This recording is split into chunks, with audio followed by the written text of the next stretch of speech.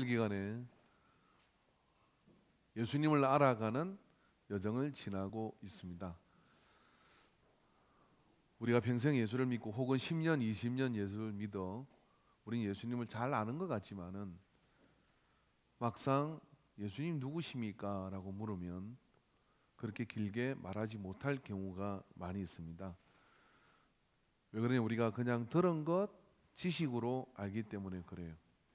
그렇지만 예수님을 체험하고 예수를 더 알기 원하는 그런 마음을 가지고 또 삐대미 알다 보면은 밤이 새도록 예수님에 대해서 할 이야기가 참 많아지는 사람이 되죠. 저는 이런 분들을 그리스도인이라고 부릅니다. 세상에서는 그런 사람들을 예수쟁이라고, 예수만 아는 사람 같은 예수쟁이라고 부르죠. 우리에게는 훈장 같은 것입니다. 그래서 몇 주에 걸쳐서 예수님에 대해서 이야기를 합니다. 지난주 예수님에 대한 설교를 나사렛 예수라는 주제로 설교를 했는데 전부 다 고개를 이렇게 흔들더라고요. 갸퉁 어려워, 힘들어 그렇게 이야기하는 이야기를 들었어요. 저나 여러분은 다 공부하기 싫은 사람들이거든요. 공부는 어렵습니다. 그러나 하고자 하는 이야기의 핵심은 딱 몇 줄이면 요약할 수 있습니다. 예수님이 왜 나사렛에서 자라셨을까?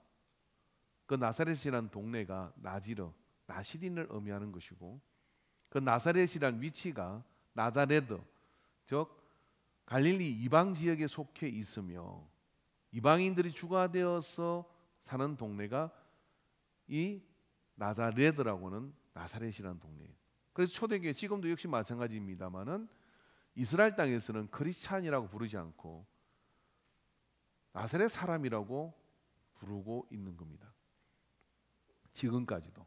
그러니까 우리는 인정하든 인정하지 않든 이 땅에 있는 모든 그리스도인들은 다 나사렛 교단의 사람들입니다. 그래서 나사렛 사람들은 그럼 뭐냐라고 이야기할 때 나사렛 사람은 이 부류에 속하는 영성을 가진 사람들이라고 규정 지을 수 있습니다. 지난주 적어도 우리가 말씀을 다시 들어보면 그런 의미가 이 속에 있는 거죠. 저는 목회를 하면서 세 부류의 분들을 만납니다. 첫째, A 그룹의 사람들은 어떤 사람들이냐면은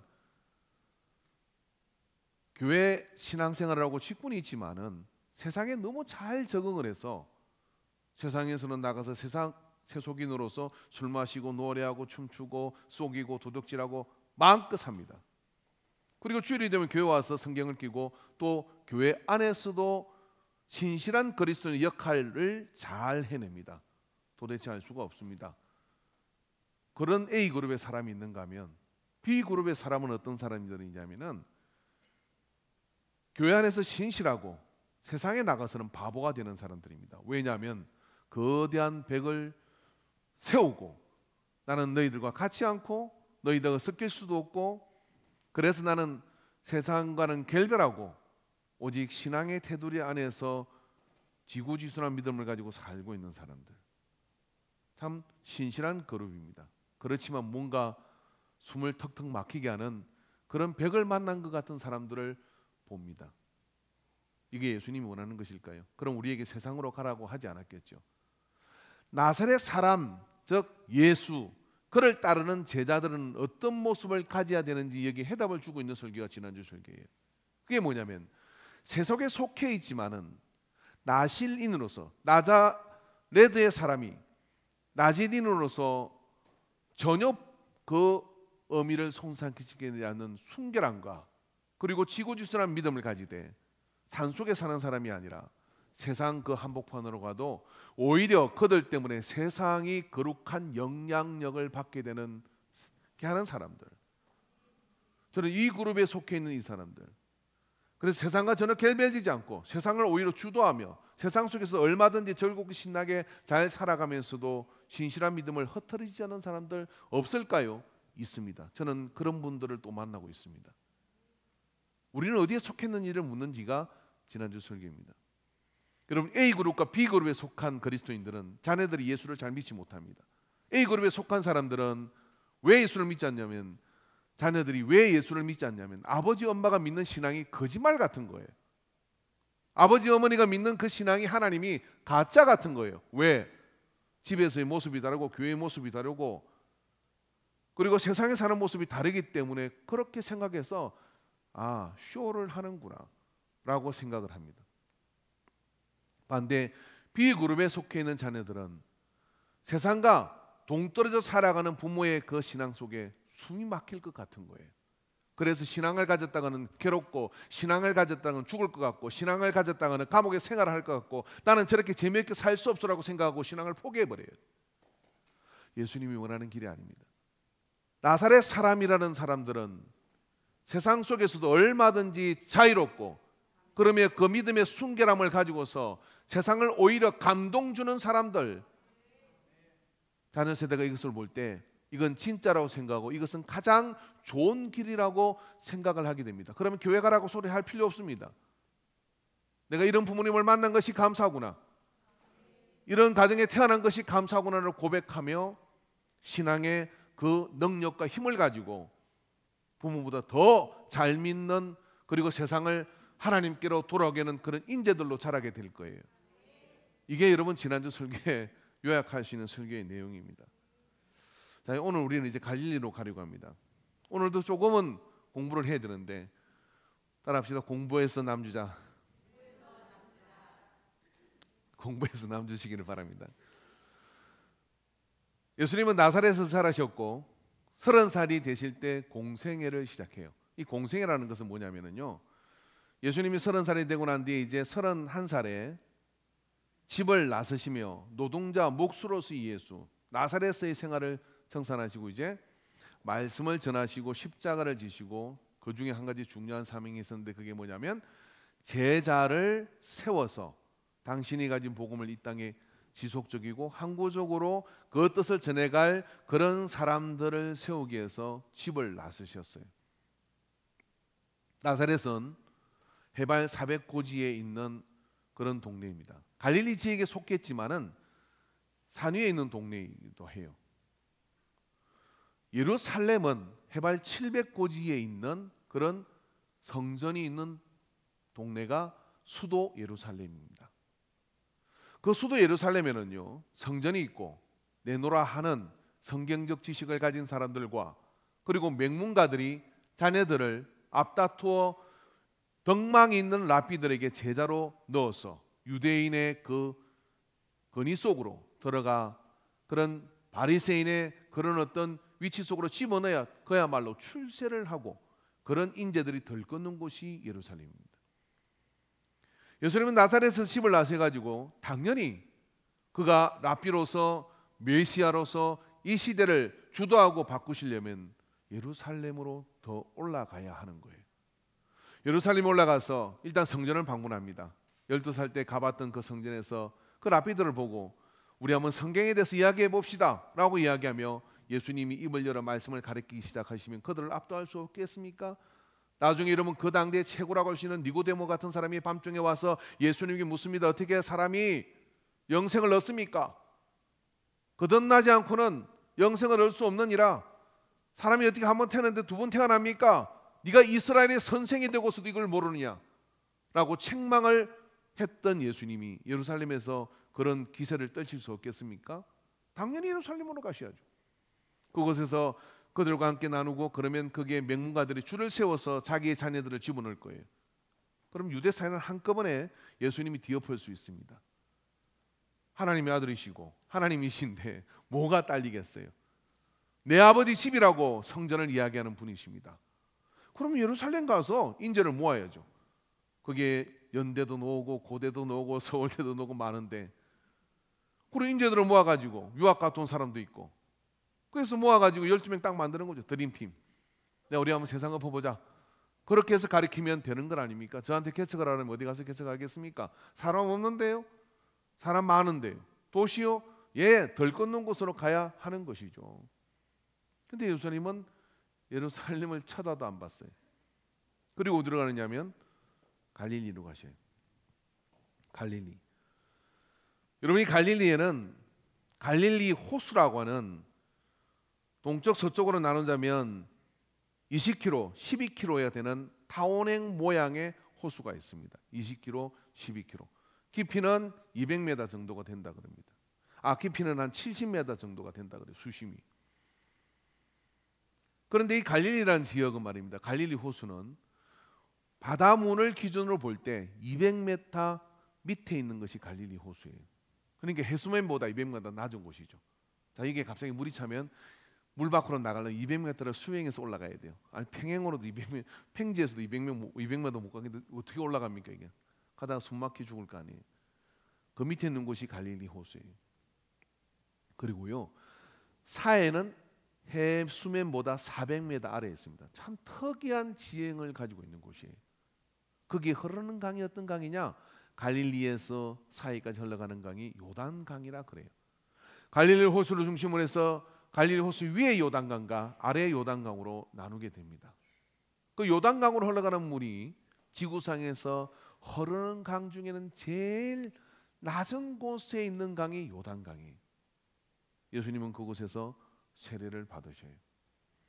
예수님은 그곳에서 세례를 받으시고 지극히 높은 하나님의 아들이신 예수님이, 근본 하나님이신 그분이 그곳에 와서 세례를 받으셨다.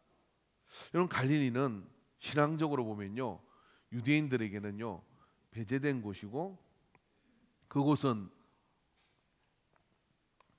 아웃사이더 중에 더 아웃사이더가 갈릴리입니다.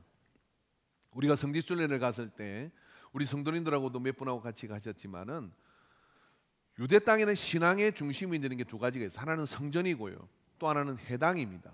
해당의 역사에 대해서는 전에 한번 언급을 했으니까 더 이상 여기서 논하지 않겠습니다. 그 해당은 안식일마다 토라 말씀을 이렇게 예배 행시가 참 비슷한데 성경을 가르쳐요. 그런데 이 해당들은, 유대 땅에 있는 해당들은 전부 다 방향이 어디를 향하고 있냐면 예루살렘 성전을 향하여 해당들은 방향이 정해져 있어요. 근데 유대 땅 가운데, 이스라엘 땅 가운데 유일하게 딱 한 곳, 가버나움 해당은, 가보면 그 해당은 예루살렘 성전을 등지고 있어요. 무슨 이야기일까요?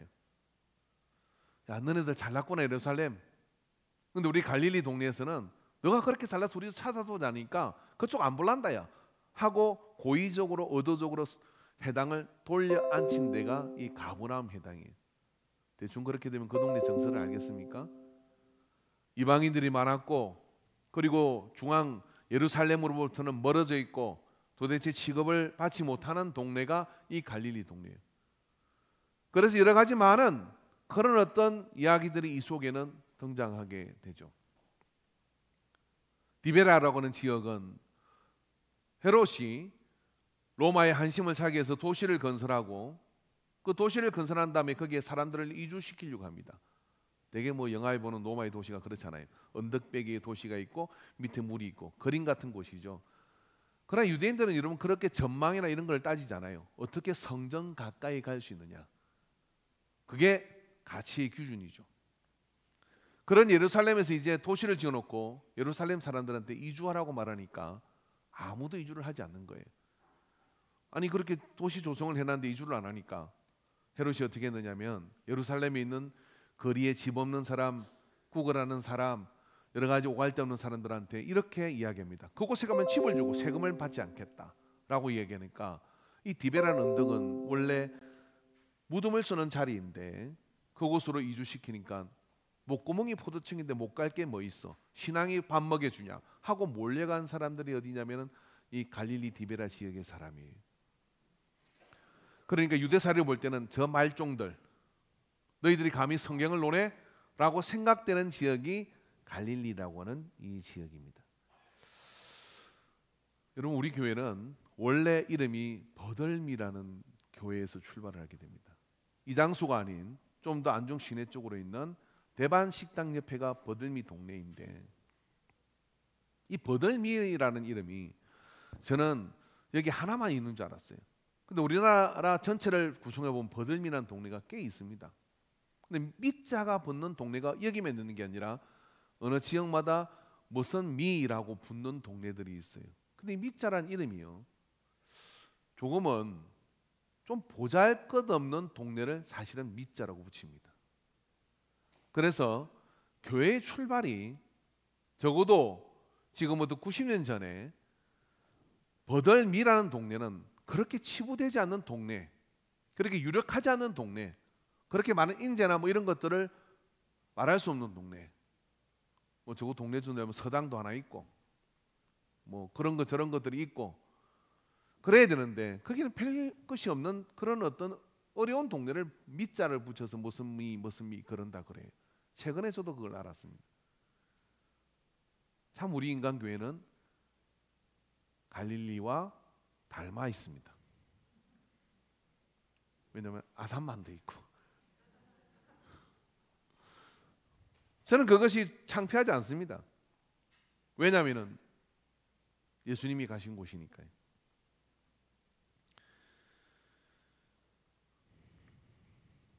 예수님의 삶의 공생애는 갈릴리의 가나 지역에서 시작돼요.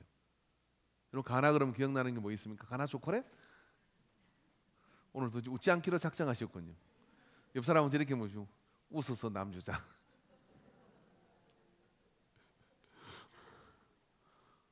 갈릴리 가나 혼인 잔치가 기억이 나지 않습니까? 예수님은 요한복음 2장 1절에 2절에 보면은 사흘째 되던 날 갈릴리 가나에 혼례가 있어 예수의 어머니도 거기 계시고 예수와 그 제자들도 혼례의 청함을 받았더니 그랬어요. 참 정체를 알 수 없는 게 이 가나 혼인 잔치예요. 예수님 제자들은 왜 갔을까? 예수님 왜 갔을까? 정말 납득이 되지 않아요? 개인적으로 가나 혼인잔치 교회를 방문했는데 참 아름다운 교회예요. 근데 거기는 이제 신혼부부들이 와서 사진을 많이 찍고 결혼식도 합니다. 미리 예약을 해서 혹시 여러분 아직 결혼하시는 분들은 가나 혼인잔치 교회에서 결혼식을 올리시기 바랍니다. 저도 그곳에 방문했는데요. 혼자 가가지고 그래서 이렇게 혼자 팔짱 끼고 했어요. 있다고 상상하고.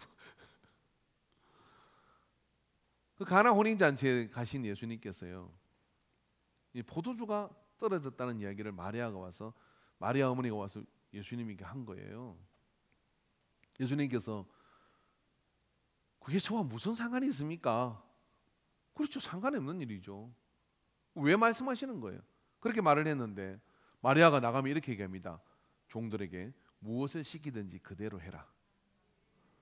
그래서 예수님이 물을 떠다 항아리에 채우라 그랬더니 종들이 유대인의 계례를 따라 발 닦을 물을 있는 통에다가 물을 갖다 채웠어요. 그리고 예수님께서 다 채웠습니다. 그러니까 떠다 주라. 떠다 줬더니 사람들이 미쳐요. 왜냐하면 포도주가 너무 좋은 거예요. 마시고 싶지 않아요? 물이 변화에 된 기적의 포도주. 아마 그 포도주를 공수한다 그러면 한 잔에 1억에 살 사람도 있을 겁니다. 여러분은 아니겠지만 예수님이 물을 바꿔가 만드신 예수님이 직접 제조한 예수님 표 포도주. 안 그렇겠어요? 연회장이 그 포도주를 받아들고 나누면서 이런 말을 합니다. 보통의 잔치집에 가면은 처음에 좋은 포도주를 냈다가 알딸딸하게 취하게 되면은 나쁜 포도주가 나오는다. 나쁜 포도주라는 얘기, 질 낮은 포도주. 이 질 낮은 포도주라는 것은요, 유대인들은 습관적으로 포도주에 물을 타 먹는 습관이 있어요. 유월절의 식사에 들어가는 와인은 물을 탄 와인입니다. 물을 타서 그렇게 나누는 그런 게 틀린 것이 아니었어요. 아니 잔치는 이제 막 물에 갔는데 포도주가 떨어지지 못하겠어요. 물 타야죠. 빨간색이면 되는 거지. 아니 술 먹은 사람이 뭐 알겠어요? 우리 남자분들은 옛날에 혹시 술집 다닌 기억이 있으시면은 처음에는 나오다가 양주에 물 타가지고 그거 물 타고 비싼 값 주고 놓은 사람도 꽤 있을걸요 아마. 저는 안 가봤습니다. 돈이 없어서. 근데 그런 일이 벌어지는 게 잔치집인데 좋은 와인이 나오는 거예요. 연회장은 여러 곳을 그 동네를 돌며 잔치 있을 때마다 뭔가를 행사를 주도하는 그 파티를 할 줄 아는 사람이에요. 자기가 보건데 이런 포도주는 처음 먹어본 거예요. 그래서 극찬을 낚이지 않습니다. 사람들은 모르는데 물돈 하인들은 알더라고. 그 이야기는 끝나요. 왜 예수님은 이곳에서 첫 번째 공생애의 기적을 행하신 것일까요? 왜 혼인잔치집일까요? 왜냐하면 신랑 되신 예수님이 신부된 우리를 만나러는 여정의 시작이기 때문에 혼인잔치가 이 갈릴리 지역 가나 혼인잔치에서 이루게 됩니다. 자, 이 사람한테 색깔도 없고 향기도 없고 배나력도 없는 물이라면 지금부터 빛깔도 아름답고 향기가 나고 배나력이 있는 주님의 와인이 되십시오.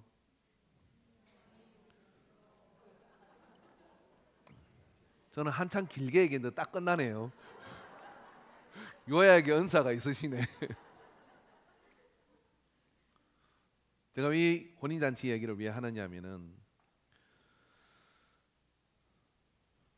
갈릴리란 이름을 우리가 좀 따라가 보다 보면 갈릴리란 이 말은요 반지, 원, 골이라는 뜻을 가지고 있습니다. 갈릴리라는 말 자체가 타원행의 모양의 호수를 중심으로 형성된 마을이기 때문에 반지나 원이나 고리로 표기되는 말입니다. 두 번째 이 갈릴리를 지칭하는 말은 긴네룻이라고 하는 구약에 언급된 이 단어가 게네사렛이라고 하는 호수로 신약 성경에 게네사렛 호수에서라고 하는 표현으로 똑같은 갈릴리인데 게네사렛으로 표기를 합니다. 이 게네사렛이란 말은 뭐냐면요 하퍼, 수금 이런 뜻입니다. 악기란 뜻이에요. 그리고 세 번째 언급되는 말은 뭐냐면 디베랴인데 이건 약속을 지키다. 디베랴 호숫가에서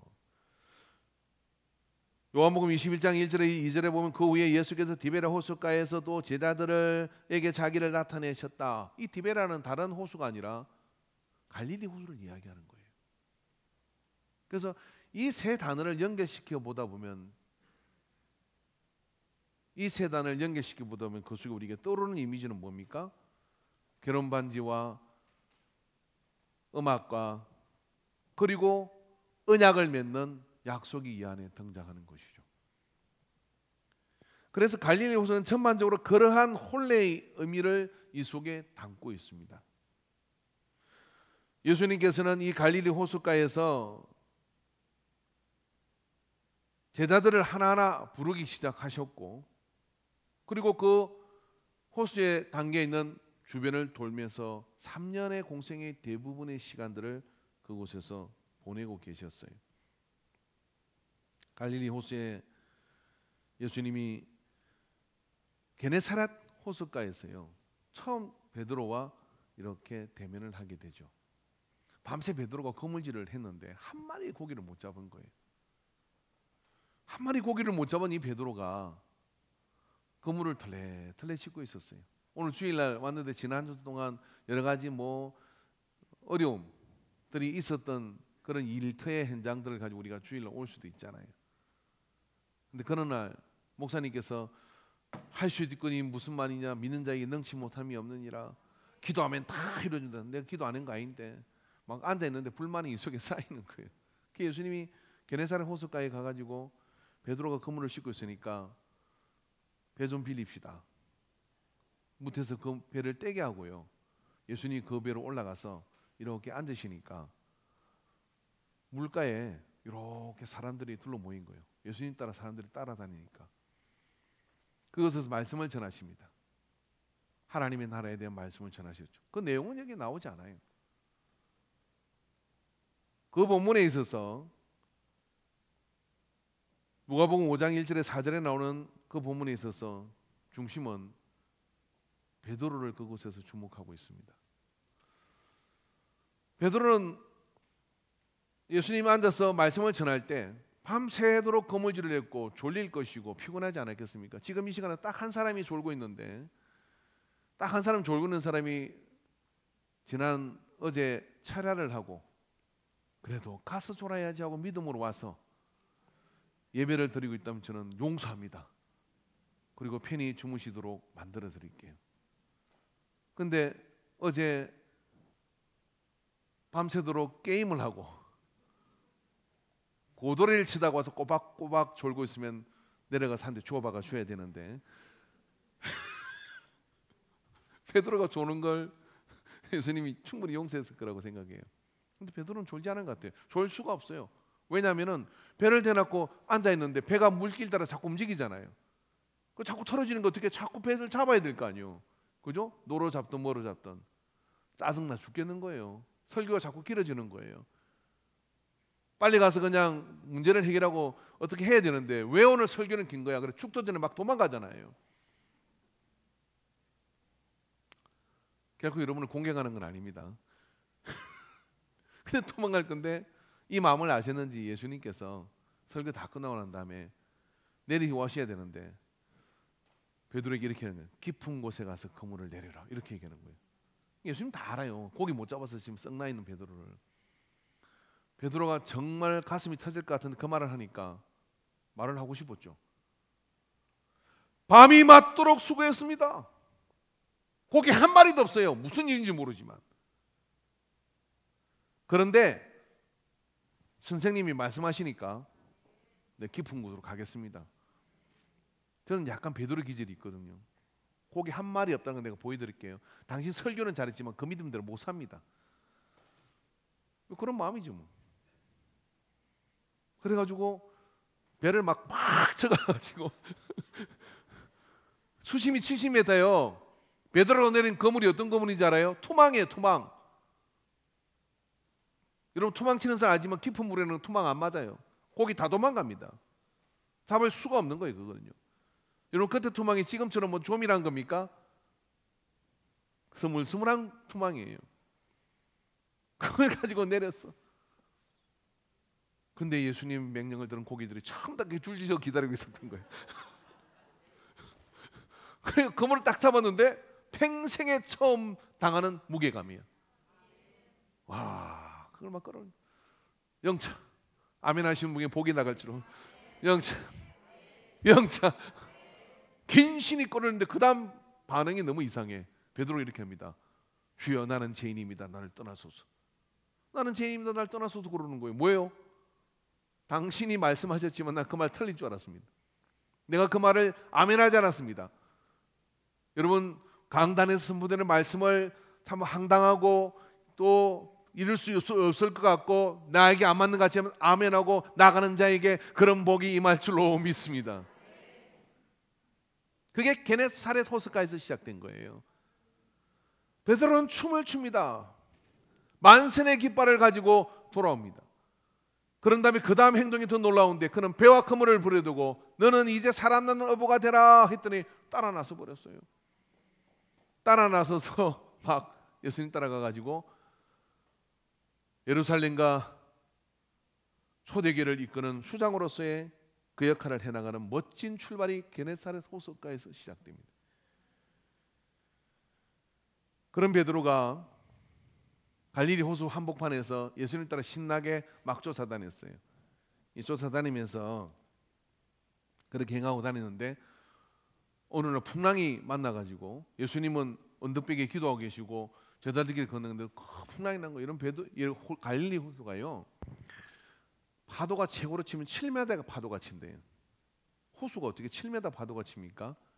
이상스러운 현상인데 거기는 보십시오. 해수면 밑에 있는 곳이기 때문에 돌풍이 불면 그런 돌풍에서 7m 파도가 일어난대요. 제가 이걸 또 추적을 해봤어요. 거짓말 같은데 나도 갈릴리 가봤는데 호수에 무슨 7m 파도가 치나. 한국에 우리 또 교수님이 열심히 그걸 추적하고 사진을 찍었더라고. 7m 파도 치는 걸 믿으셔야 될 줄로 믿습니다. 전국에서 인터넷 뒤져보세요. 갈릴리 호수의 파도 그래 치면 그 나옵니다. 돌풍이고 그런 파도가 오는 거예요. 근데 그들이 타는 배는 이 쪽배 같은 거예요. 여기서 한 요 정도밖에 안 되는 배예요. 그렇게 크지 않은 배예요. 근데 그 배가 요동치니까 죽을 것 같잖아요. 갈릴리 호수에서 빠져 죽게 생겼을 때 저들이 두려워하고 있을 때 예수님이 무리를 걸어오신 거예요. 유령이 오는 줄 알고 예수님이 걸어오시는 거 보고 깜짝 놀라서 유령이다라고 얘기할 때 내니 두려워하지 말라 주님이 말씀하셔요. 야, 베드로 그때 주님이면 저를 오라소서 그랬더니 와라 그랬더니 무리를 내려가지고 동방불패처럼 걸어갔습니다. 벅차벅차벅 가다가 생각해 보니까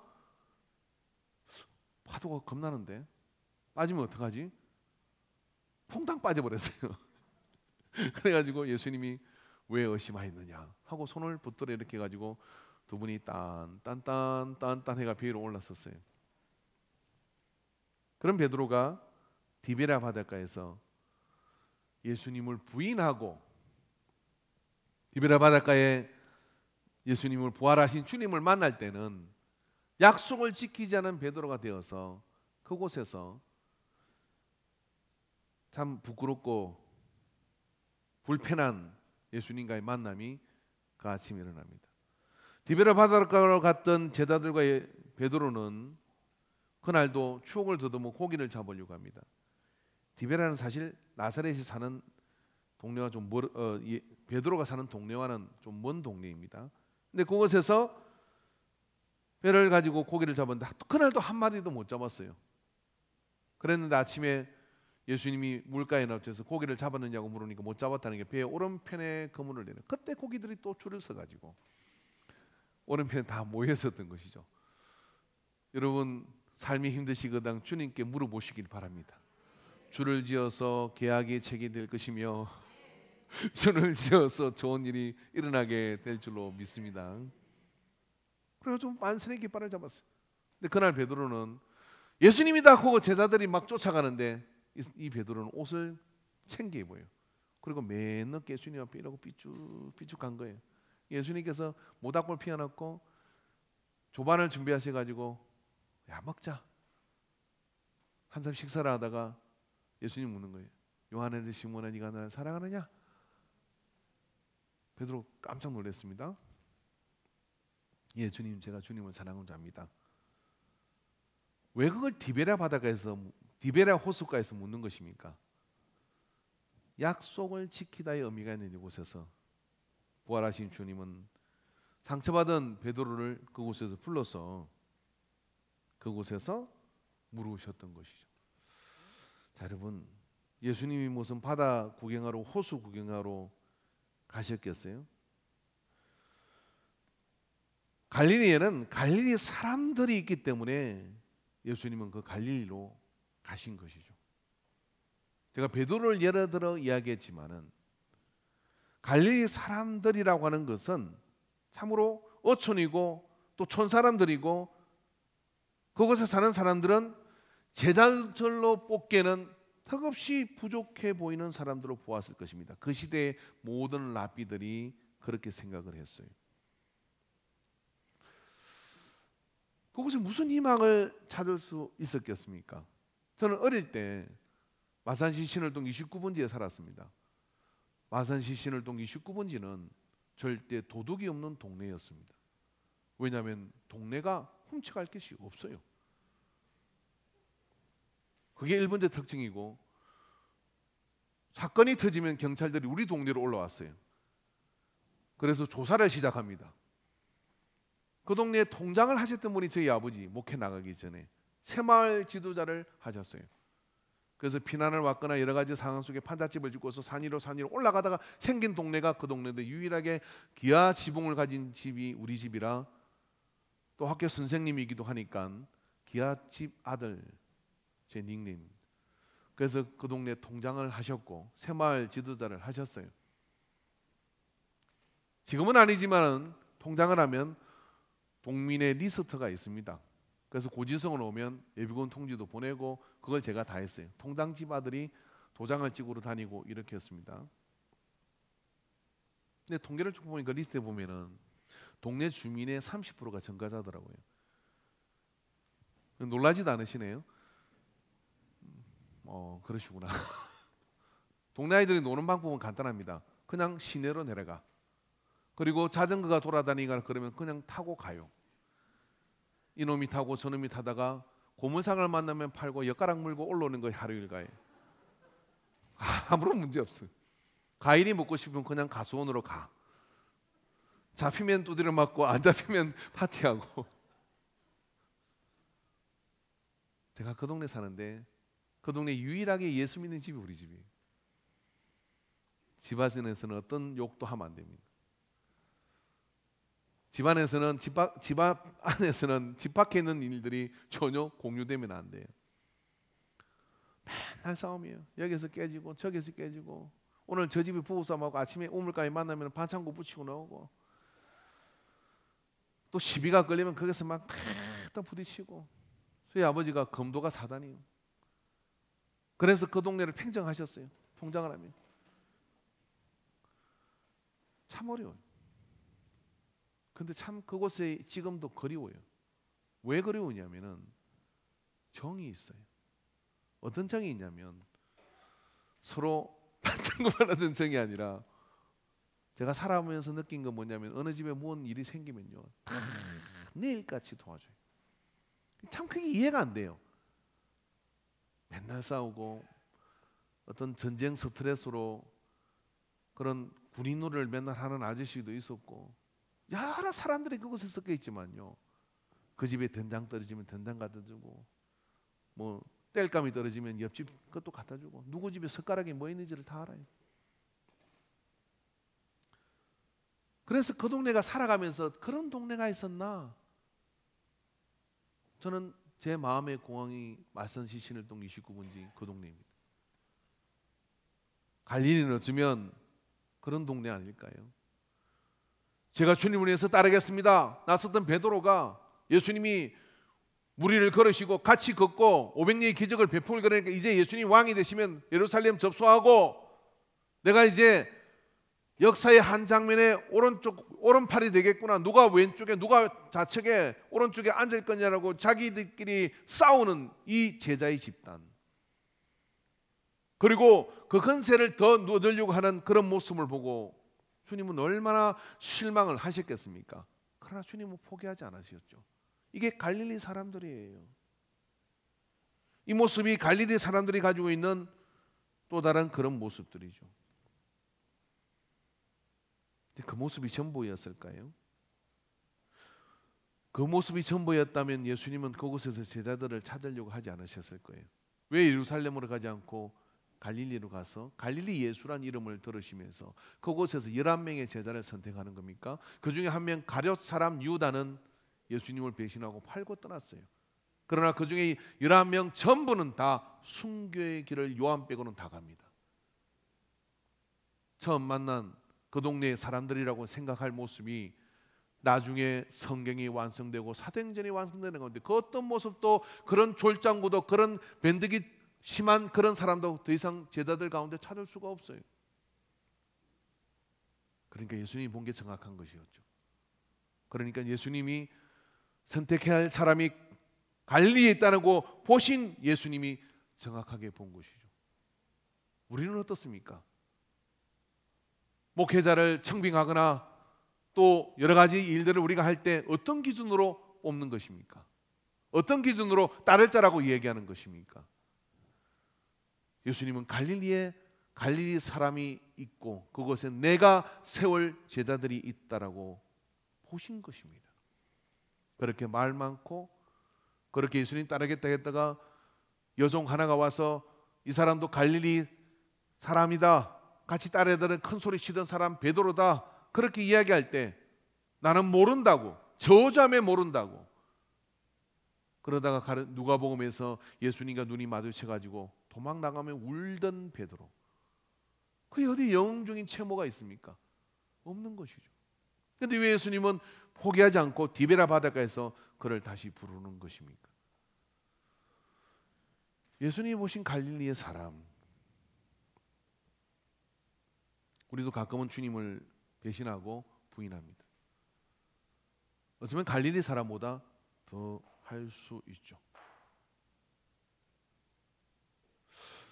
그런데 주님께서는 오셔가지고 네가 나를 사랑하느냐고 물으시는 것이죠. 이 정도면 이제 반주자가 갈 것 같습니다. 이 찬양 한번 했으면 좋겠어요. 갈릴리 호숫가에서 주님은 시몬에게 물으신 것이 아니라 우리에게 묻고 계십니다. 우리의 이름을 저기다가 시몬에다가 넣어 보십시오. 갈릴리 호숫가에서 주님은 정님에게 물으셨네. 사랑하는 정님아, 너 날 사랑하느냐?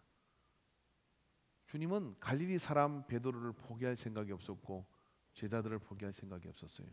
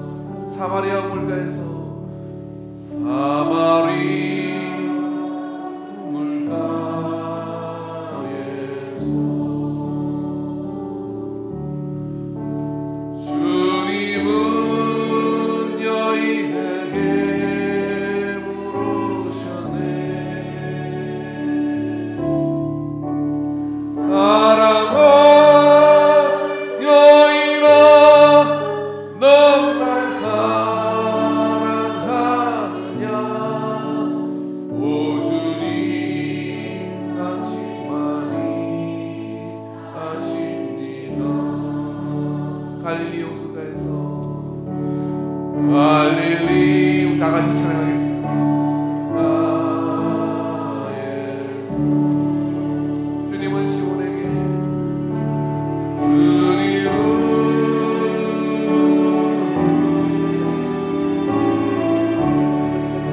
주님이 내게 물으십니다. 배신한 베드로에게 시몬아 너 날 사랑하느냐?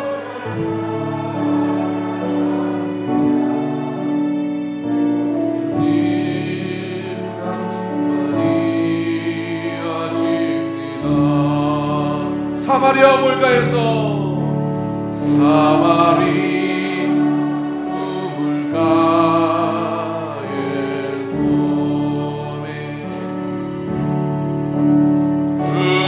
주님은 여인에게 물으셨네.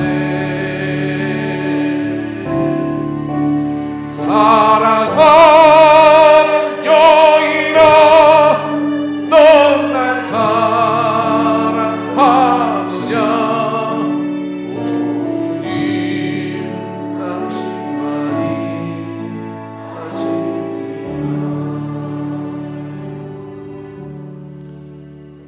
유대에 맹군이 있는 학파와 또 라피드로 올 때는 갈릴리 사람은 제자로서는 제로입니다. 빵점입니다. 거기는 아무런 인재가 없습니다. 그러나 하나님의 아들이신 예수님은 갈릴리에 사람이 있고 갈릴리에 내 제자의 전부가 있다라고 보신 겁니다. 예수님이 보신 희망은 뭘까요? 그렇게 배신하고 그렇게 등을 돌리고 말을 바꾸는. 그러나 여러분 자세히 갈릴리를 보면 그들은 어디가 있었습니다. 오늘 본문에 보면 예수님이 십자가에 달리시고 죽으시는 장면이 나오는데 모든 소망이 끝나는 것이죠. 그렇게 따랐던 예수님이 십자가에 힘없이 달리셔서 죽으십니다. 그런데 갈릴리 그곳이 200km 가까이 떨어져 있는 곳인데 예루살렘 이 갈릴리 촌 사람들이 올라가서 주님의 마지막까지 함께하는 모습을 볼 수 있습니다. 이들은 예수께서 갈릴리에 계실 때에 따르며 섬기던 자들이요 또 이 외에 예수와 함께 예루살렘에 올라온 여자들도 많이 있었더라. 예수님 십자가의 고독한 길을 마지막까지 함께한 사람은 갈릴리 사람들이었던 것이죠. 그들에게 우리가 보지 못한 것이 뭐가 있을까요? 그들은 왜 골고다까지 가는 겁니까? 그들은 왜 예수님의 마지막 다 끝나버린 그곳에 가신 것일까요? 주님은 그들에 대한 희망을 절대로 멈추지 않았습니다. 베드로야 네가 나를 배신할 거다. 닭 2번 울기 전에 너는 3번 나를 부인할 거다. 그러나 나는 개의치 않는다. 왜냐하면 그것이 너의 끝이 아니고 그것이 너의 전부가 아니라 그 넘어서서 내가 너를 인도하는 그곳에 나는 너를 쓸 것이다. 이게 예수님이 가지신 희망, 기대입니다. 우리 모두를 향해서 주님은 세상의 기준이 아니라 무슨 스펙이 아니라 그런 희망으로 우리를 보신 거예요. 주님이 보신 대로 우리는 됩니다. 제자들이 그린 것처럼 그렇게 돼요. 실수하지만 따라가는 사람들입니다. 그래서 바다에 빠지지만 주님의 손을 붙들고 일어나는 사람들이에요. 탁월하진 않지만 진리에 목마른 사람들이었어요. 한번 생각해 보십시다. 500리의 기적을 베풀어서 12광줄이 남음의 역사가 있는 그 장면을 한번 생각해 볼까요? 예수님을 따라 이쪽으로 배를 타고 건너가면 갈릴리 호수를 돌아서 여러 마을을 지나서 그쪽으로 몰려오고 다시 이쪽으로 건너면 다시 돌아서 이쪽으로 와서 구름대 같은 사람들이 주님을 따릅니다. 어른만 해도 4,000명의 사람들을 따라다니고 애들도 거기에 따랐다면 적어도 좋게 7,000명은 따라다니는 그런 무리들이 갈릴리 호수 어디서 온 것입니까? 그 주변에 있는 마을들이 다 와서 주님의 말씀을 듣고자 따라다녔죠. 3일째 되던 날 주님께서 이렇게 말씀하십니다. 이들을 그대로 돌려보내면 기진에서 길에서 쓰러지겠다. 이게 무슨 이야기죠? 그들이 식음을 전폐하고 주님의 말씀을 들었다는 거 아니에요.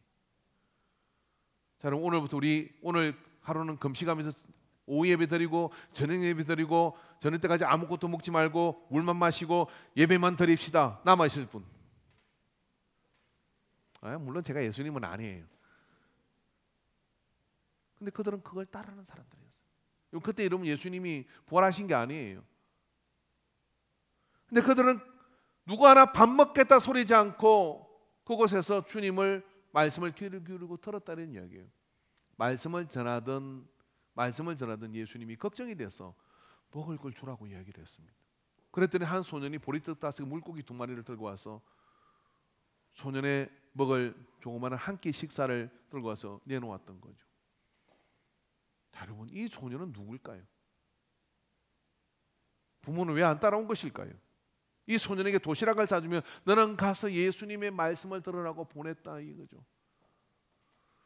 유대에 내놓으라는 랍비들은 갈릴리의 그 모습을 보지 못했습니다. 그러나 주님은 익히 보시고 그곳에서 제자 한 사람 한 사람을 세워서 드림팀을 만들어요.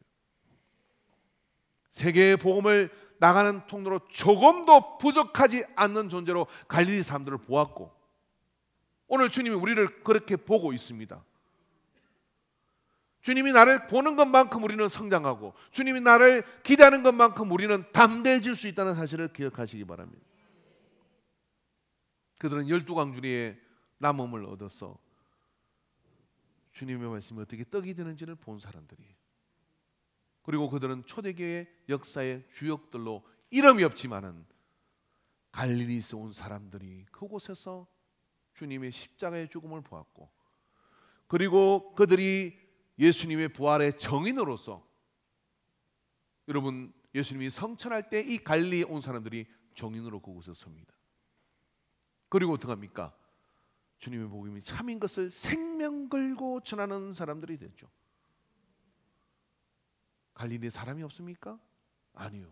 갈릴리에 예수님의 제자들이 있었고, 제자 될 사람들이 있었고, 인재들이 있었고, 그래서 주님은 그곳에 가서 제자를 모았고 십자가에서 죽으시고 부활하심으로 복음의 길을 여셨던 거예요. 여러분, 우리가 어떤 가정 속에 있든 어떤 환경 속에 있든 내 집안이 어떻든 내 학벌이 어떻든 아무 상관없습니다.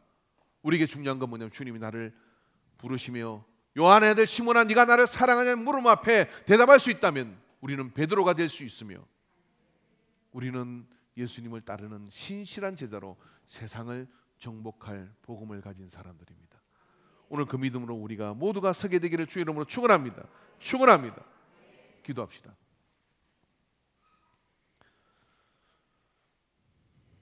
부활의 주님은 다시 디베랄 바다를 찾으시고 제자들과 함께했던 시간들을 회상하며 또 한 사람 베드로를 만지신 것처럼 오늘 우리를 만져 부르신 것을 믿습니다. 주님, 저는 초라합니다. 우리는 때로 너무 많이 주님을 배신하기도 하고 또 뒤로 물러나기도 하고 연약한 모습 가운데 있기도 합니다. 우리는 우리에 대해서 실망하였으나 주님은 우리를 실망스러운 눈빛으로 보시는 것이 아니라 사랑하는 눈빛으로 보시며 나의 손을 붙들어 이끌어 주신 것을 믿습니다. 갈릴리 호수가에서 부르신 주님이 오늘 우리를 각자 불러주셔서 하나님의 은혜 가운데 갈릴리 예수를 따르는 위대한 제자들이 되게 하여 주시옵소서. 물러섬이 없는 제자들이 되게 하여 주시옵소서. 그래 이 모든 어려운 시대를 헤쳐나갈 수 있는 그런 믿음의 자리에 우리가 다 의의 병기로 쓰임받게 하여 주옵소서. 모든 영광 받으심을 감사합니다. 지금 이 시간에도 여러 가지 질병 가운데 그렇게 예배를 청중하는 분들, 또 요양원에서 하나님의 말씀을 듣는 모든 분들에게 동일한 은혜가 임하게 하여 주시옵시고, 주님이 소망으로 우리를 부르심을 기억하며 담대해지게 하옵소서. 예수님의 이름으로 기도합니다. 아멘.